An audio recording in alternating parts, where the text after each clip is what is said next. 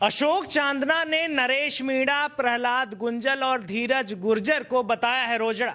उन्होंने कहा कि ये लोग मेरी फसल खाने आ गए हैं। अब इसकी वजह से गुर्जर समाज दो भागों में बढ़ता हुआ नजर आ रहा है और बीच बीच में इसमें जो है सचिन पायलट का नाम भी आ रहा है। इस पर आज हमारे चर्चा करने वाले हमारे साथ हैं हमारे साथी पत्रकार नीरज शर्मा जी। बहुत बहुत स्वागत है। धन्यवाद। जी हाँ ऋषभ जी, दो धड़ों में तो खैर समाज इन नेताओं के समर्थन में बढ़ रहा है, समाज नहीं बढ़ रहा है हालांकि।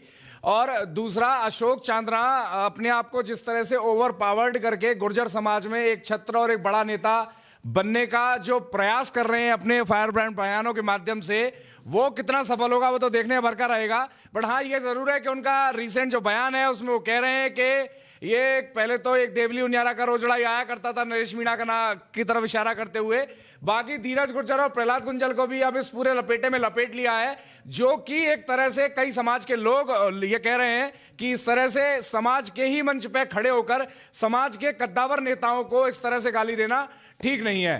तो ये ऐसा जरूर है, इस वजह से थोड़ा सा मामला बटा हुआ भी दिखाई दे रहा है दोनों के जो समर्थक है उनके बीच में। पर हाँ, ये जरूर है कि वो रोजड़ा उन लोगों को कह रहे हैं, और रोजड़ा जो आमतौर पर जाना जाता है फसल को खराब करना, पकी हुई फसल को खाना या उसको उजाड़ देने के लिए जाना जाता है। जी हाँ, ये बताइए, सचिन पायलट का नाम भी ऐसे से आग की तरह उभर रहा है क्या? देखिए, सचिन पायलट को लोग कहकर ये समझ रहे हैं। अब देखिए, गुर्जर समाज है, गुर्जर समाज का मंच था, तो ऑफकोर्स समाज के नेताओं की बात हो रही है। अशोक चांदना गुर्जर समाज के ही बड़े नेता हैं, तो जब उनके मुंह से इस तरह का बयान आता है और उसमें मुख्य रूप से टारगेट किया जाता है समाज के ही दो बड़े नेताओं का। अगर प्रहलाद गुंजल के किए हुए कामों की बातचीत करो और उन समाज के लिए जो उनका अब तक का काम रहा है, उनकी राजनीति के चलते उन्होंने कितना समाज को प्रभावित किया है, उसकी अगर बात करो तो गुर्जर समाज के तमाम बड़े लोग ये कहते हुए तमाम जगह आपको मंचों पर नजर आएंगे साफ तौर पर कि गुर्जर समाज उनके किए हुए कामों को कभी भुला नहीं सकता जो समाज के लिए प्रहलाद गुंजल ने काम किए हैं। वहीं धीरज गुर्जर भी एक बड़े नेता है, उभरते हुए नेता, और तमाम अब ये कहिए पुराने नेता उस क्षेत्र के अंदर उभरता हुआ कह लीजिए। और साथ ही साथ में बिना बुलाए तो वो भी नहीं पहुंचेंगे उस कार्यक्रम में, अगर वो पहुंचे हैं तो बेशक बुलाने भी पहुंचे हैं। और अगर गुंजल की बात हो रही है तो वो तो वहां से विधायक रहे, नेता रहे और वहां का वो काम करते रहे तमाम पहले से ही। तो उनको रोजड़ा इस तरह से कह देना समाज के ही मंच से, विशेष अगर किसी राजनीतिक मंच से आप टिप्पणी कर रहे हैं तो ठीक है, वो समझ में आता है, लेकिन समाज के मंच से कह रहे हैं।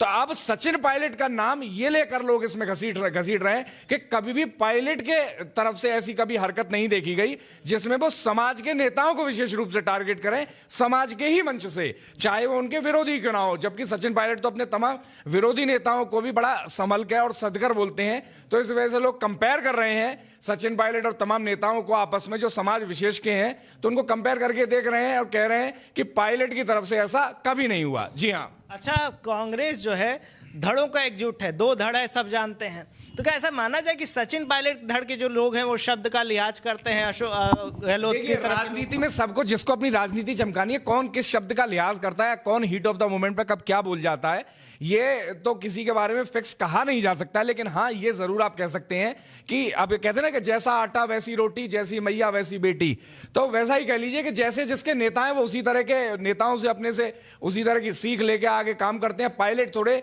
सधे हुए नेता हैं और विशेष रूप से कहा जाता है कि बड़े ग्रेसफुल नेता हैं राजस्थान की पॉलिटिक्स के अंदर। कई बार विरोधी भी कहते हैं। राज्यवर्धन राठौड़ ने अपने एक इंटरव्यू में कहा था कि पायलट को जो सोचकर पहला दिमाग में आता है ग्रेसफुल वर्ड आता है, वो ग्रेसफुल नेता है। तो वो अपने शब्दों, अपनी बयान और उनकी अपनी एक तरह की अलग राजनीति की वजह से ही है। तो उनको फॉलो करने वाले नेता जो हैं, उनके जो धड़े के नेता आप जिनको सोकोल्ड कह रहे हैं, अगर वो उनके धड़े के हैं भी तो वो हाँ थोड़ा सदकर तो बयान देते हैं, बेशक ऐसा है ही। और ये भी आप कह लीजिए कि पायलट के भी हाथ में आज की डेट में ज्यादा लाग लपेट कुछ है नहीं। जब आपके पास सामान कुछ ना हो, राजनीति के अंदर ताकत कुछ ना हो, अभी पायलट के पास में पद या पावर क्या है राजस्थान के अंदर? कुछ नहीं है, एक विधायक भर से ज्यादा कुछ भी नहीं है। तो अगर आपके नेता में ही ज्यादा ताकत नहीं है तो आप भी ज्यादा बयानबाजी करके पचड़े में पड़ते नहीं। और अशोक चांदना के अगर बयान की विशेष बात कर रहे हैं तो पहले जो अभी अंता का उपचुनाव हुआ हड़ौती के अंदर, वो अच्छा दमखम भी रखते हैं, जिसका असर भी दिखा है कांग्रेस को लेकर। रिजल्ट के अंदर वो जिताकर लाए कांग्रेस का टिकट, जिसका मोटा मोटा श्रेय भी चांदना को दिया गया था। डोटासरा ने काफी तारीफ की थी, तो उसकी वजह से थोड़ा ओवरचार्ज भी है। तो हड़ौती के अंदर वो थोड़ा इस तरह के ओवरचार्ज हैं, तो इस तरह के बयान भी दे जा रहे हैं। हाँ, तो पर ये भी बात है ना कि भाई बात तो इतनी आगे बढ़ चुकी है कि उत्तराधिकारी भी इनको गिनने लग रहे हैं लोग कि ये गहलोत के उत्तराधिकारी हैं ये। हाँ, गहलोत गुट का ये चर्चा हमने भी सुनी है। देखिए कि ये चर्चा हो रही है कि जैसे सचिन पायलट, अब सचिन पायलट का काउंटर हर बार जो सचिन पायलट का धड़ा या समर्थक है या उस तरह के विश्लेषक है जो पायलट की राजनीति को देखते हैं और आय करते हैं, वो ये कहते हैं कि गहलोत गुट में अब युवा जो फील है, जो युवा पकड़ है, उसकी कमी है। पायलट युवा है, उनका धड़ा जो पूरा है वो युवा है। तो अब ये भी कहा जा रहा है कि चांदना को धीरे धीरे प्रमोट करके, विशेष तौर पर अंतः उपचुनाव के बाद देखा गया कि डोटासरा उनके धड़े के हैं, गहलोत खेमे के ही हैं, और डोटासरा ने जो मंझ के तारीफ की है अंतः उपचुनाव के बाद में कि भैया ये तो पूरा चुनाव चांदना ने जिता दिया। तो उसके बाद फिर वो जिस तरह के बयान दे रहे हैं, प्रोएक्टिवली भाग ले रहे हैं, तमाम प्रदर्शनों में भाग ले रहे हैं, और जिस तरह से आप ये कहिए कांग्रेस में लाइमलाइट चांदना को दिया जा रहा है, तो ये कहा जा रहा है कि गहलोत खेमे की तरफ से इनको पुरजोर प्रमोट किया जा रहा है। और पायलट का कांग्रेस राजस्थान के अंदर ही जो काउंटर तैयार करने की कोशिश की जा रही है, अब क्योंकि समाज से भी दोनों सेम आते हैं, तो अशोक चांदना को तैयार की जा रही है गहलोत गुट से, और वो हो सकते हैं कि गहलोत गुट के उत्तराधिकारी युवा रूप से हों। जी अच्छा, ये बताइए, अब नरेश मीणा की तरफ चलते हैं। नरेश मीणा का काम क्या है, मैं कंफ्यूज हो जाता हूं कि पहला काम तो ये कि उपचुनाव जहां आप समझे नरेश मीणा वहां है, अब ये जो है यहाँ पे और लग गया कि रोजड़ा बता रहे हैं, वाकई रोजड़ा है कि उपचुनाव के वो मुखिया है कि उपचुनाव जहां होगा नरेश मीणा वहां होगा? देखिए, नरेश मीणा जहां होंगे वहां खबरें होंगी, ये तो जरूर है। तो इतना तो सामान नरेश मीणा राजस्थान की राजनीति में बेशक रखते हैं। रही उपचुनाव की बात, तो उनके अंदर नेता बनने की जो भूख है वो बहुत ज्यादा है, तो शायद इसीलिए वो हर उपचुनाव में उतर जा रहे हैं। और लेकिन अब उतर रहे हैं, अब ये समझ लीजिए कई नेता ऐसे हैं जो कहीं से मंत्री विधायक रहे हैं, लेकिन बावजूद इसके उनकी जमानतें जब्त होती हुई दिखती हैं चुनावों में, उन्हीं सीटों से। लेकिन नरेश मीणा जिस सीट पर जाके खड़ा हो जा रहा है, वहां से 20-30-40 हजार वोट कमा जा रहा है, वहां पूरा गेम क्रिएट कर दे रहा है, हवा क्रिएट कर दे रहा है, चुनाव में अपना नाम बना ले रहा है।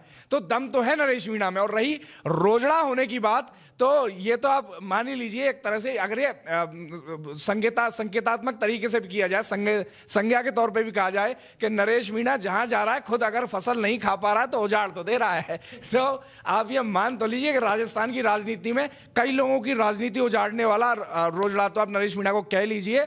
हाँ, अब इसको किस संदर्भ में चांदना नरेश मीणा को रोजड़ा कहे हैं वो तो खुद चांदना ही जानते हैं। अच्छा, कुछ राजनीतिक विश्लेषक बताते हैं कि अगर नरेश मीणा जिस भी विधानसभा से अभी तक चुनाव लड़े हैं उसमें 5 साल और काम कर दिए होते तो उसी विधानसभा में वो दोबारा जीत सकते। ये तो थ्योरी है ही, आप जनता समझिए। अब ये वोट जो गेम है ना, ये वैसा नहीं है कि आपने एकदम से ऑनलाइन आउटरीच क्रिएट किया, सोशल मीडिया सेंसेशन बने और आप अचानक से चुनाव जीत के आ गए। अगर ऐसा होता तो नरेंद्र मोदी प्रधानमंत्री नहीं होते।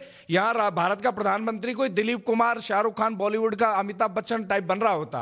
पब्लिक का वोट अलग है, आपको लगातार कनेक्ट रहना पड़ता है, काम करना पड़ता है और टीम बनानी पड़ती है। विशेष रूप से हनुमान बेनीवाल क्या है, इसी तरह के विक्टिम तो हैं। हनुमान बेनीवाल इतने बड़े नेता हैं, जहां जाते हैं लाखों में भीड़ इकट्ठी करते हैं, बावजूद इसके हनुमान बेनीवाल की बोतल पकड़ के क्या कोई विधानसभा में बैठा? कोई नहीं बैठा है। क्यों नहीं बैठा? कि आपको सड़क पे टीम बनानी पड़ेगी, वन मैन आर्मी बन के आप चुनाव नहीं जीत सकते। क्योंकि चुनाव जीतने के लिए आप अगर एक सरपंच भर का चुनाव जीतना चाहते हैं तो उसके लिए 10, 12, 15 बूथ होते हैं, ये समझिए। विधायक के लिए तो कई सैकड़ों बूथ हो गए, हजारों बूथ हो गए।